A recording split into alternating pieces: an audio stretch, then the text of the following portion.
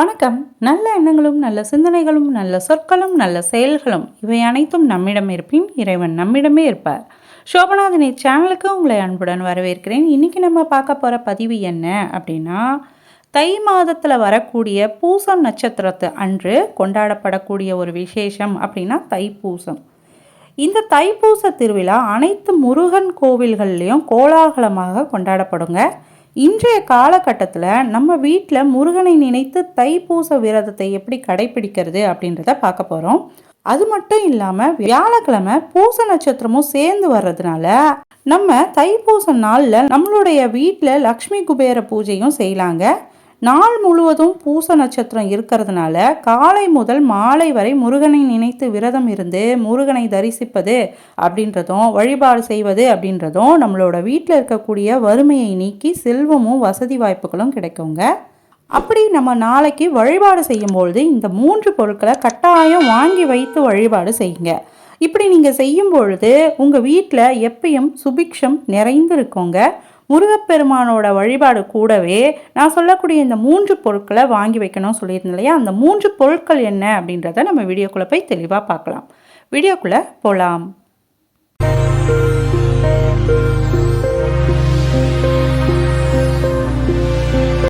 தைப்பூசம் நாளில் விரதம் இருப்பவங்களுக்கு கேட்ட வரம் எல்லாம் கிடைக்குங்க. ஆரோக்கியமும் திடகாத்திரமான உடலும் உண்டாகும்.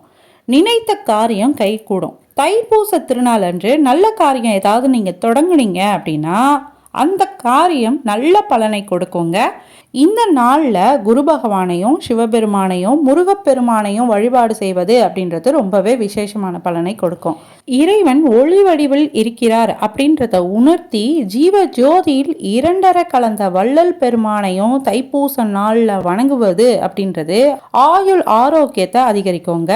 வள்ளல் பெயரை சொல்லி நாளைய தினம் உங்களால் முடிந்த அன்னதானம் செய்வது அப்படின்றது நோயற்ற வாழ்க்கையும் வறுமை இல்லாத ஆரோக்கியமான வாழ்க்கையும் தருங்க.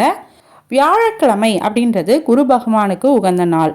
பூச நட்சத்திரம் சனியின் ஆதிக்கம் கொண்ட நட்சத்திரம். செல்வத்திற்கு அதிபதியான குரு பகவான் வியாழக்கிழமை பூச நட்சத்திரத்தில் அவதரித்தார். அது போலவே வியாழக்கிழமையும் பூச நட்சத்திரமும் இணைந்து வரக்கூடிய நாள் குரு புஷ்ய யோக நாளாக கருதப்படுது. நாளைய தினம் வியாழக்கிழமை. இத்தகைய சிறப்பு வாய்ந்த நல்ல நாள் வருதுங்க. இந்த சுபிக்ஷமான நாளில் லக்ஷ்மி குபேர பூஜை செய்தீங்க அப்படின்னா சகல செல்வமும் வளமும் பெருகுங்க. இந்த வருடம் தமிழ் தேதிக்கு தை 11ஆம் நாளில் ஆங்கில தேதிக்கு 25/1/2024 தேதியில் தைப்பூசம் வருதுங்க. அதாவது நாளைய தினம். நாளைய தினம் நான் சொல்லக்கூடிய இந்த 3 பொருட்களை எப்படியாவது வாங்கிடுங்க. இதை வாங்கினா மட்டும் போதுங்க. உங்கள் வீட்டில் எந்த பிரச்சனை இருந்தாலும், அதாவது நிம்மதி இல்லை, பணப்பிரச்சனை, நிலப்பிரச்சனை, நோய் பிரச்சனை, அதிலிருந்து விடுபட முடியுங்க. அது மட்டும் இல்லாமல் கடன் பிரச்சனை, குழந்தை வரம் வேண்டினாலும் எதுவாக இருந்தாலும் சரி செய்து நன்மைகள் நடக்க இந்த முருகப்பெருமானுக்கு சக்தி அதிகம் இருக்குங்க.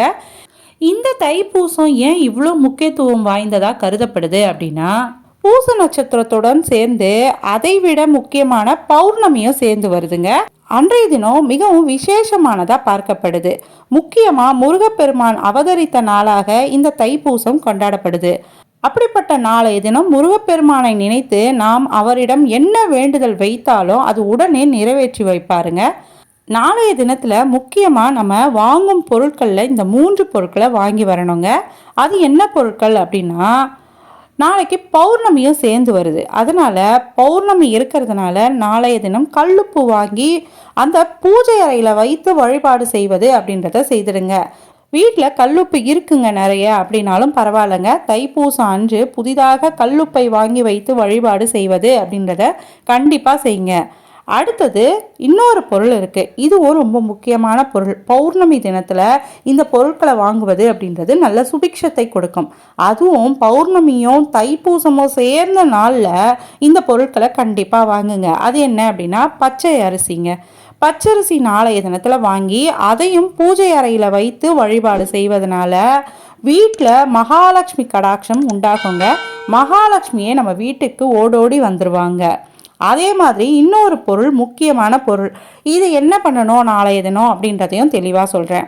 தைப்பூச திருநாள் அன்று நம்ம கண்டிப்பாக நான் சொல்லக்கூடிய இந்த பொருளை கண்டிப்பாக வாங்கணும். அது என்ன அப்படின்னா எலுமிச்சை பழம். நீங்கள் வீட்டில் வேல் வச்சுருக்கீங்க அப்படின்னா நாளைய தினம் வேல் வழிபாடு செய்வீங்க இல்லையா, அந்த வேலில் இந்த எலுமிச்சை பழத்தை சொருகி வைப்பது அப்படின்றத பண்ணிவிடுங்க. நாளைய தினம் வாங்கி வைத்து எலுமிச்சையை உங்கள் வேலில் சொருகி வைத்து வழிபாடு செய்யுங்க. எங்கள் வீட்டில் வேல் இல்லைங்க அப்படின்னா அதை எலுமிச்சை பழத்தை நீங்கள் வைத்து பூஜை அறையில் வைத்து வழிபாடு செய்யலாம். அப்படி இல்லை அப்படின்னா நாளைய தினம் இந்த எலுமிச்சை பழத்தை வாங்கிட்டு வந்து 2ஆக நறுக்கி ஒரு பக்கம் குங்குமமும் இன்னொரு பக்கம் மஞ்சளும் தடவி உங்களோட நிலைவாசல் படியில் வச்சுருங்க. இந்த மாதிரி நாளைய தினம் செய்கிறதுனால உங்கள் வீட்டுக்குள் இருக்கும் எந்த ஒரு கெட்ட எண்ணம் கொண்டவர்களோ உங்கள் வீட்டை பார்த்தாங்க அப்படின்னாலோ இல்லை உங்கள் வீட்டுக்கு வந்தாங்க அப்படின்னாலோ அது நன்மையாக மாறிடுங்க. இந்த மாதிரியான அற்புதமான 3 பொருட்களை நாளைய தினம் வாங்கி வைத்து வழிபாடு செய்வது அப்படின்றத செய்துடுங்க. இப்போ இந்த பொருட்களை எப்படி வைத்து வழிபாடு செய்யணும் அப்படின்றத பார்த்துடலாம். தைப்பூசத்தின் முதல் நாளே நம்ம வீடெல்லாம் சுத்தம் செய்து பூஜை அறையும் சுத்தம் செய்திடுங்க. அதாவது இன்றைக்கே சுத்தம் செய்திடுங்க. தைப்பூசம் அன்றைக்கு காலையில் எழுந்ததும் குளிச்சு முடிச்சுட்டு நெற்றியில் திருநீர் அணிந்து முருகனுக்கு விளக்கு ஏற்றணுங்க. பூஜை அறையில் உள்ள அனைத்து படங்களுக்கும் அலங்காரம் செய்திடுங்க. வீட்டில் வேல் இருந்தது அப்படின்னா சுத்தமான நீரால் அபிஷேகம் செய்துட்டு அதற்கப்புறம் பால் அபிஷேகம் செய்து பன்னீர் அபிஷேகம் செய்து இதை அலங்காரம் செய்துக்கோங்க. அந்த வேலை அலங்காரம் செய்துக்கோங்க.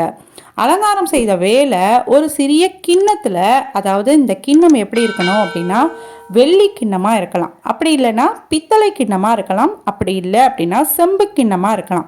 இந்த 3 கிண்ணங்களில் ஏதாவது ஒரு கிண்ணத்தை எடுத்து அதில் பச்சரிசியை நிரப்பிக்கோங்க.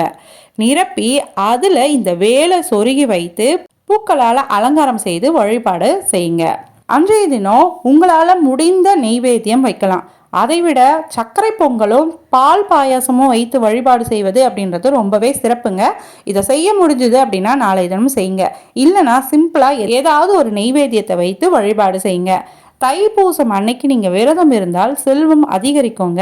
ஆரோக்கியமும் சிறப்பான வாழ்க்கையும் கிடைக்கும். நினைத்த காரியங்கள் நடக்கும். குடும்பத்தில் மகிழ்ச்சி அதிகரிக்குங்க. அதனால் நாளைய தினத்தில் நான் சொல்லியிருந்த இந்த முறைப்படி நீங்கள் நாளைய தினம் வழிபாடு செய்யுங்க. அதே மாதிரி யாரெல்லாம் வேல் வாங்கி வச்சுருக்கீங்க உங்கள் வீட்டில், நாளைய தினம் வேல் வழிபாடு செய்ய போகிறீங்க அப்படின்றதையும் கீழே கமெண்டில் சொல்லுங்கள், நானும் தெரிஞ்சுக்கிறேன். இந்த 3 பொருட்களை வாங்கி நாளைய தினத்தில் உங்களோட வேண்டுதலை வைத்தீங்க அப்படின்னா அந்த வேண்டுதல் நிச்சயம் பலிக்குங்க. நாளைய தினம் உங்களோட வேண்டுதல் நிறைவேற்றி தருவார் அந்த முருகப்பெருமான் அப்படின்ற நம்பிக்கையோட இந்த வீடியோவை நான் முடிச்சுக்கிறேன். உங்களுக்கு இந்த வீடியோ பிடிச்சிருக்கோம் அப்படின்னா நம்புகிறேன். இந்த வீடியோ பிடிச்சிருந்தது அப்படின்னா லைக் பண்ணுங்கள், உங்கள் ஃபேமிலி அண்ட் ஃப்ரெண்ட்ஸ்க்கு இதை ஷேர் பண்ணுங்கள். உங்களோட ஆதரவுக்கு மிகப்பெரிய நன்றிகள். தேங்க்யூ. வாழ்க வளமுடன், வளர்க அன்புடன், அன்பே தெய்வம், நற்றுணையாவது நமச்சிவாயமே. திருச்சிற்றம்பலம்.